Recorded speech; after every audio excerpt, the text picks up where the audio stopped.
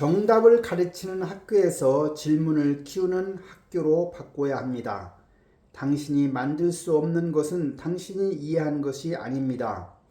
노벨 물리학상 수상자인 리처드 파이만의 이 말은 단순한 학습법이 아닙니다. 그것은 교육의 본질을 향한 선언이며 동시에 오늘의 학교를 향한 가장 날카로운 지적입니다. 정말 이해했다면 설명할 수 있어야 하고 응용할 수 있어야 하며 새로운 것을 만들어낼 수 있어야 하지요. 그렇다면 우리는 묻지 않을 수 없습니다. 지금 학교는 학생들에게 이해를 가르치고 있는가 아니면 기억을 훈련시키고 있는가? 산업혁명은 학교를 만들었고 학교는 산업사회를 떠받쳤습니다. 공장은 규칙을 잘 따르고 정해진 절차를 정확하게 수행하는 인재를 필요로 했습니다. 학교는 같은 교과서를 배우고 같은 시험을 치르고 같은 정답을 찾도록 설계되어 있습니다. 학생들은 서로 다른 재능과 개성을 지녔지만 동일한 기준으로 평가받았습니다. 그 교육은 분명 성공했습니다. 한국은 교육을 통해 가난을 극복했고 교육은 계층 이동의 가장 강력한 사다리가 되었습니다.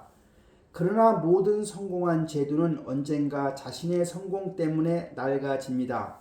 어제의 정답이 오늘의 한계가 되는 것입니다. 오늘날 학교는 여전히 산업혁명 시대의 시간표를 사용합니다. 교실에는 한 명의 교사가 서 있고 수십 명의 학생이 같은 내용을 배웁니다.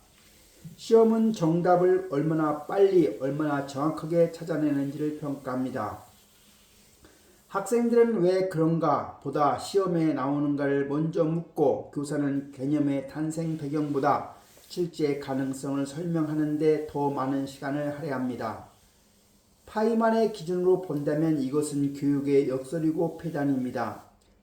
광합성을 배웠다고 말하지만 나무가 어디에서 몸집을 얻는지 설명하지 못합니다.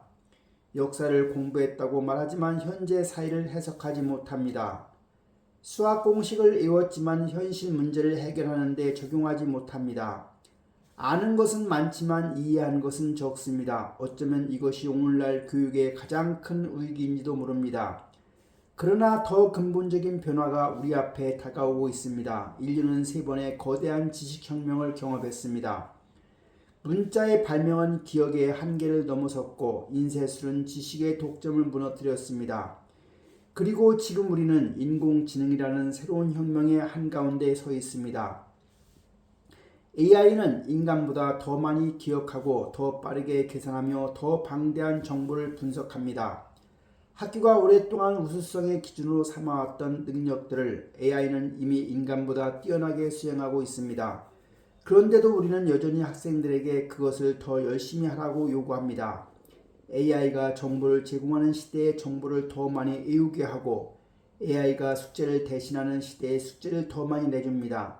마치 계산기가 발명된 뒤에도 암산 속도를 교육의 최종 목표로 삼는 것과 다르지 않습니다. 미래의 교육의 가장 큰 적은 AI가 아닙니다. AI 시대의 산업혁명 시대의 교육을 계속하는 것입니다. 많은 사람들은 AI가 교사를 대체할 것이라고 걱정합니다. 그러나 AI가 대체하는 것은 교사라는 존재가 아니라 교사의 일부 기능입니다. 정보 전달자는 대체될 수 있습니다. 지식 전달자도 대체될 수 있습니다. 그러나 학생의 호기심을 깨우고 질문하게 만들고 삶의 의미를 함께 탐구하는 역할은 대체될 수가 없습니다. 미래의 교사는 답을 알려주는 사람이 아니라 생각하게 만드는 사람이 될 것입니다. 실제로 미래 교육의 방향은 이미 여러 사례 속에서 나타나고 있습니다.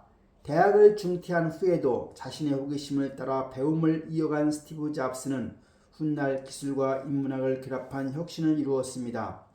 정규 교육의 틀을 넘어 독학과 탐구를 통해 지식을 확장한 앨런 머스크는 새로운 산업의 가능성을 열었습니다. 또한 살카는 AI를 교사의 경쟁자가 아니라 학생 개개인에게 맞춤형 도움을 제공하는 개인 교사로 바라봅니다. 이들의 사례가 보여주는 공통점은 지식의 양이 아니라 호기심과 자기주도적 탐구가 미래를 만든다는 사실입니다. 사실 인류의 진보는 언제나 질문에서 시작되었습니다. 왜 사과는 아래로 떨어지는가를 물었던 아이작 뉴턴, 왜 인간은 새처럼 날 수 없는가를 고민했던 레오나르도 다빈치, 왜 세상은 지금과 달라질 수 없는가를 질문했던 수많은 사상가와 과학자들이 역사를 움직였습니다. 그들은 누구보다 많은 답을 가진 사람들이 아니었습니다. 누구보다 좋은 질문을 가진 사람들이었습니다. 따라서 미래 교육의 핵심은 지식을 가르치는 것이 아니라 질문을 가르치는 것입니다. 학생들은 교과서를 암기하는 대신 실제 문제를 탐구해야 합니다. 기후위기를 연구하며 과학을 배우고 지역사회를 조사하며 역사를 배우고 인공지능의 윤리를 토론하며 철학을 배워야 합니다. 교육은 과목을 배우는 일이 아니라 세상을 이해하는 일이 되어야 합니다. 평가 역시 달라져야 합니다. 산업사회는 같은 답을 쓰는 사람을 원했습니다. 그러나 AI 시대는 아무도 써보지 않은 답을 만들어내는 사람을 원합니다. 정답을 맞히는 능력은 AI가 인간보다 뛰어납니다. 그러나 어떤 문제를 해결해야 하는지를 결정하는 능력은 여전히 인간의 몫입니다. 미래의 시험은 기억력을 측정하는 도구가 아니라 이해력과 상상력을 확인하는 과정이 되어야 합니다. 이를 위해서 교사의 역할 변화도 필수적입니다. 아무리 훌륭한 교육과정이 마련되어도 교실에서 구현되지 못하면 의미가 없습니다.